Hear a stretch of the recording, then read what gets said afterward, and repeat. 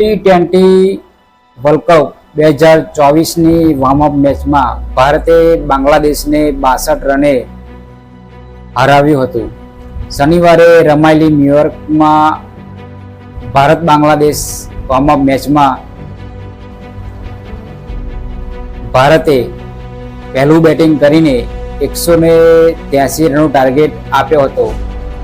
જો કે બાંગ્લાદેશ ટીમ આ સ્કોરને પાર કરી ન શકી હતી અને 9 વિકેટ ગુમાવીને ફક્ત 121 રન જ બનાવી શકી હતી.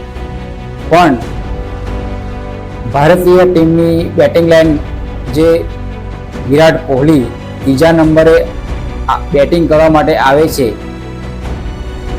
પણ ન્યુયોર્કમાં સમયસર ન પહોંચતા આ મેચમાં ભાગ લઈ શક્યા ન હતા વિરાટ કોહલી.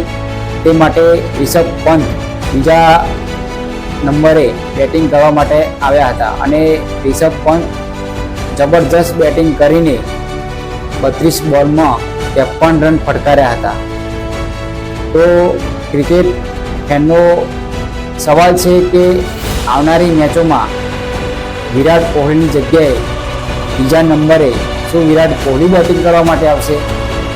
આ વિશે રોહિત શર્માએ મેચ પૂરી થયા બાદ પ્રેસ કોન્ફરન્સમાં કહ્યું હતું કે હું રિષભ પંતને વધારે મેચ રમવા માટે તક આપવા માગું છું, પણ હજુ સુધી રોહિત શર્માએ સ્પષ્ટ કર્યું નથી કે બીજા નંબરે કે ત્રીજા નંબરે બેટિંગ કરવા માટે કોણ આવશે.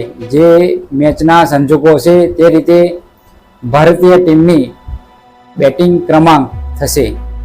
અને આ રીતે રોહિત શર્માએ પણ કહ્યું છે કે જે રીતે મેચના રન અને રન રેટ હશે તે રીતે બીજા બેટિંગની વાત હોય કે પછી પહેલા બેટિંગની વાત હોય, જે રીતે મેચનો ટાર્ગેટ અને મેચનો સ્કોર હશે તે રીતે બેટિંગ લાઇનમાં પણ તે રીતે બેટિંગ કરવા માટે ખેલાડીઓ મેદાનમાં ઉતરશે.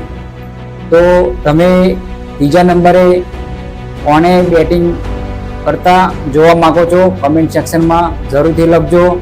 અને મારી વિડીયો તમે યુટ્યુબમાં જોતા હોય તો સબસ્ક્રાઈબ કરી બેલ આઇકનને દબાવી દેજો. અને મારી વિડીયો તમે ફેસબુકમાં જોતા હોય તો ફોલો કરી કમેન્ટ સેક્શનમાં તમે કયા ખેલાડીના ફેન છો જરૂરથી લખજો. તો મળીએ મારી આવતી વિડીયોમાં. ત્યાં સુધી જય હિન્દ, જય ભારત.